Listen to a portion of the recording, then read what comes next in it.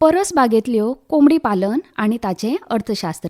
हांवें हो विशय निवडण्या मागचें कारण म्हणल्यार गोंयांत कुकूट पालन हो खूब लाभदायक धंदो आसा.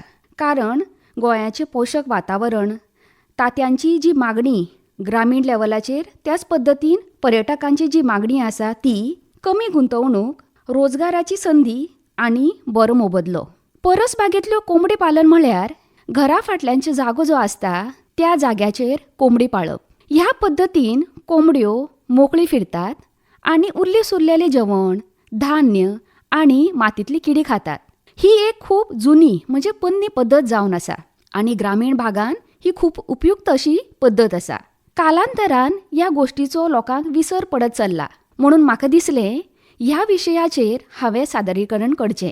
तर परसबागेंतील जें कोंबडी पालन आसा तेजी सुरवात करतत जाल्यार पयलीं आमी ह्या गोश्टीची कितें कितें वैशिश्ट्य आसात ती पळोवन घेवयात.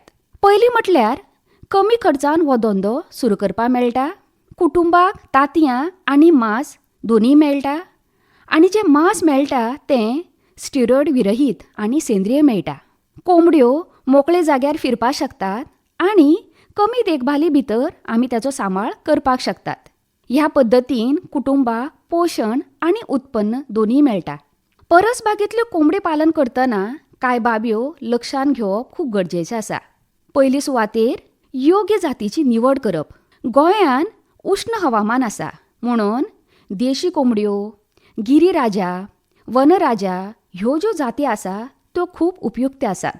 कारण ह्यो जात्यो टिकाऊ, बरी रोग प्रतिकारक शक्ती आशिल्ल्यो आनी चड प्रमाणांत तांतयां आनी तशेंच मांस दिवपी आसात. दुसरी गजाल म्हटल्यार कोंबड्यांचें शेड तयार करप. शेड तयार करपाक सुको आनी हवेशीर जागो सोदपाचो. पावसा खंयच्यान पूर्ण संरक्षण मेळपाक जाय आनी शक्यतो जमीन खंयच्यान वयर म्हणजे एक उंच प्लॅटफॉर्म आशिल्ली जागा निवडपाक जाय.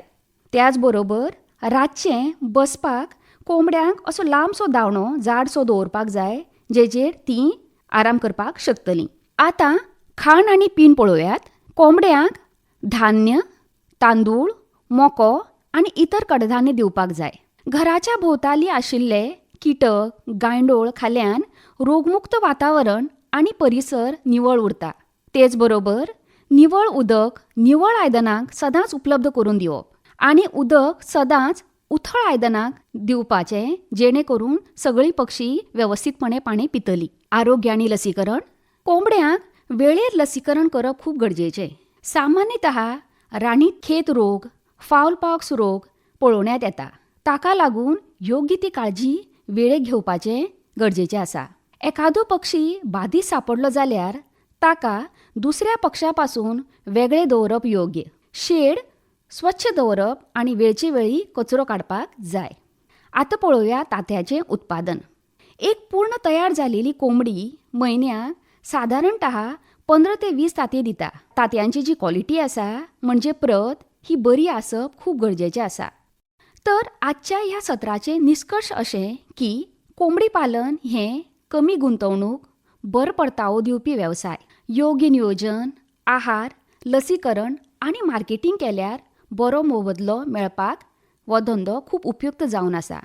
म्हणून हो वेवसाय गोव्यान एक बरो पर्याय म्हणून पळोवपाक हरकत ना.